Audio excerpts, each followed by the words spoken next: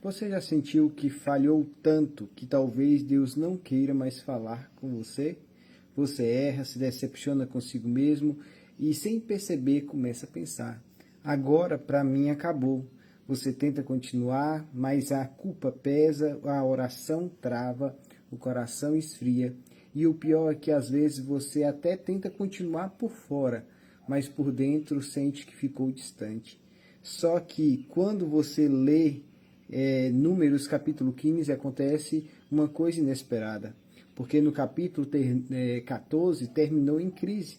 O povo teve medo, reclamou, desobedeceu, praticamente rejeitou a promessa de Deus. Era de se esperar silêncio depois disso, mas não. O capítulo 15 começa e Deus volta a falar sobre a terra prometida. Percebe o peso disso?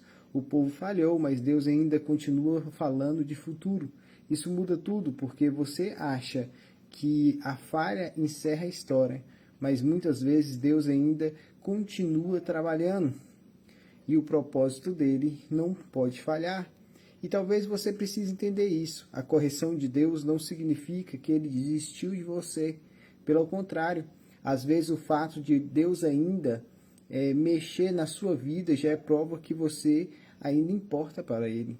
Então o capítulo começa falando sobre obediência, santidade, compromisso, lembrança dos mandamentos.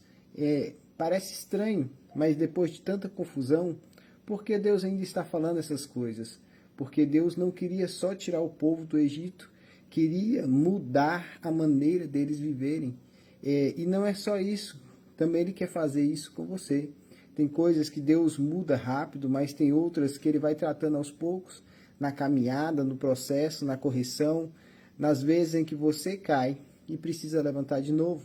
No final do capítulo, Deus manda o povo colocar franjas nas roupas para lembrar dos mandamentos, porque Deus sabe como você é.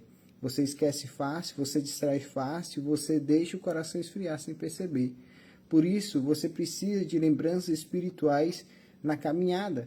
Precisa lembrar que Deus falou quando a sua mente esteve confusa. E talvez a grande mensagem de Números 15 seja essa. A falha pode até trazer consequências, mas ela não precisa definir o fim da sua história. Porque enquanto Deus ainda estiver falando com você, ainda existe caminho. E a lição final é bem simples. Quem ainda consegue ouvir a voz de Deus, ainda tem chance de recomeçar.